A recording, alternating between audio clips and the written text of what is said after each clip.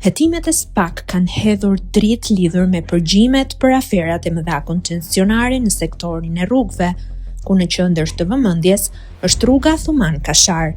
Sipas materialeve hetimore, ish-ministrja e Infrastrukturës dhe Energjisë Belinda Balluku rezulton të ketë zhvilluar komunikime të drejtpërdrejta me ish-drejtues të ARSH-s, ku shprehet se ka takuar biznesmenin Bashki Mulaj dhe se po i bën derin e jetës duke e favorizuar me këtë koncesion strategjik.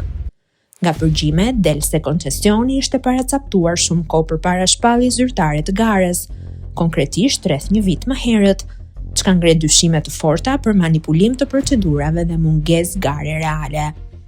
Rruga Thuman Kashar, një segment prej rreth 21 kilometrash, u dha me koncesion kompanisë Gjener 2 të Bashki Mulajt, ndërsa vlera totale e përfitimit për koncesionarin, sipas llogaritjeve të publikuara, shkon deri në 1.3 miliard euro gjatë gjithë periudhës së kontratës.